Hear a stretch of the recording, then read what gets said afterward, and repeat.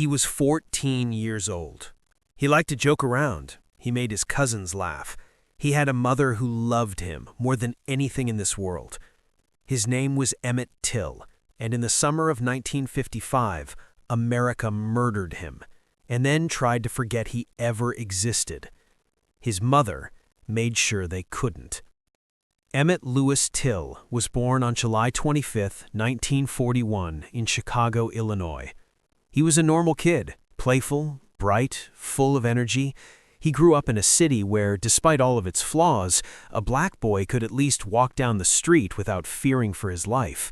His mother, Mamie Till-Mobley, raised him with everything she had. She loved that boy with a fierceness that would one day change the course of history. In August of 1955, she let him go on a summer trip to visit family in Money, Mississippi. She kissed him goodbye at the train station. She would never see him alive again. Mississippi, in 1955, was a world Emmett didn't fully understand. He had grown up in Chicago. He didn't know the unwritten rules of the Jim Crow South, rules that said a black boy could be killed for something as small as a glance, a word, or a smile.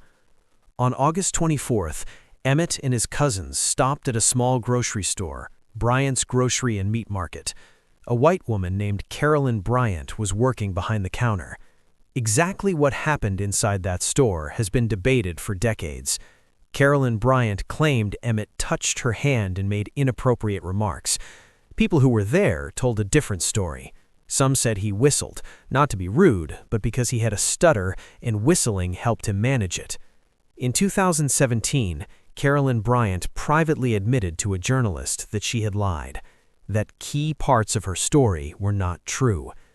But by then, it had been over 60 years. By then, Emmett had been in the ground for 60 years. 4 days after the store incident, in the early hours of August 28, 1955, Roy Bryant and his half-brother J.W. Milam drove through the darkness to the home where Emmett was sleeping. They knocked on the door. They demanded the boy. His great-uncle Moses Wright begged them. His great-aunt offered them money. She pleaded with them to leave the child alone. They took him anyway. They dragged Emmett Till, a 14-year-old boy, out into the Mississippi night. 3 days later, his body was pulled from the Tallahatchie River. He had been beaten so severely that his own family could barely recognize him. He had been shot in the head. A 75-pound cotton gin fan had been tied around his neck with barbed wire to make sure he sank. He was 14 years old. Let that sit with you for a moment. 14 years old. When Mamie Till-Mobley received her son's body in Chicago, officials urged her to close the casket, to bury him quietly, to move on. She refused. "I want the world to see what they did to my baby." She held an open-casket funeral.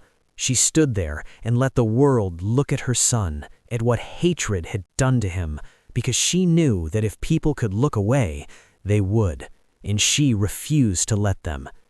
Between 50,000 and 100,000 people came to see Emmett Till in that open casket. Jet magazine published the photographs. The images traveled across the country, across the ocean, across the world. And something shifted. People who had been silent looked at those photographs and could not find their silence anymore. Mamie Till-Mobley's grief became a rallying cry. Her broken heart became a turning point. Roy Bryant and J.W. Milam were arrested and charged with murder. The trial was held in Sumner, Mississippi. The jury was all white, all male. Moses Wright, Emmett's great-uncle, 64 years old, took the witness stand. In a courtroom in the Deep South in 1955, he raised his trembling hand and pointed directly at the men who had stolen his nephew from his bed. He knew what that might cost him. He pointed anyway. It didn't matter. The jury deliberated for 67 minutes. One juror later admitted they would have finished sooner if they hadn't stopped for a soda break. Not guilty. Not guilty.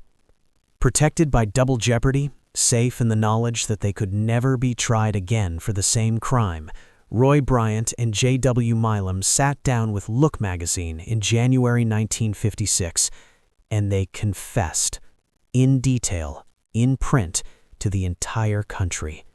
They described what they did to that boy. They felt no remorse. They knew nothing would happen to them. And nothing did. J.W. Milam died in 1980. Roy Bryant died in 1994.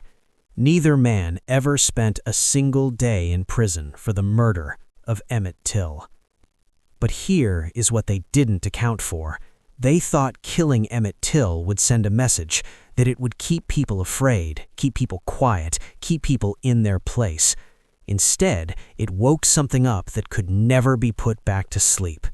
Rosa Parks said that when she refused to give up her seat on a Montgomery bus just 3 months after Emmett's murder, she thought of him. She thought of that boy. Civil rights leader John Lewis said Emmett's death was the moment he understood he had to fight. Medgar Evers, Fannie Lou Hamer, countless others across the movement said the same thing, that Emmett's death made them realize silence was no longer an option. A 14-year-old boy, stolen from the world before he ever had a chance to live in it, helped set in motion a movement that changed the laws, changed the country, changed the course of history. His mother spent the rest of her life making sure the world remembered him. She became an educator, an activist, a voice that refused to be silenced. She passed away in January 2003, still fighting, still speaking his name. In 2022, President Biden signed the Emmett Till Anti-Lynching Act into law, making lynching a federal hate crime. It had taken Congress nearly 100 years. 100 years. Emmett Till was not a symbol when he was alive. He was a kid. He was somebody's son. He was 14 years old, and he had a whole life ahead of him. Things he would have done, people he would have loved, a future that was taken from him before it ever began. His mother once said, "2 months ago, I had a nice apartment in Chicago. I had a good job. I had a son. When something happened to the Negroes in the South, I said that's their business, not mine. Now I know how wrong I was. The murder of my son has shown me that what happens to any of us, anywhere in the world, had better be the business of us all." Say his name, Emmett Lewis Till. July 25, 1941, August 28, 1955. 14 years old. Never forgotten.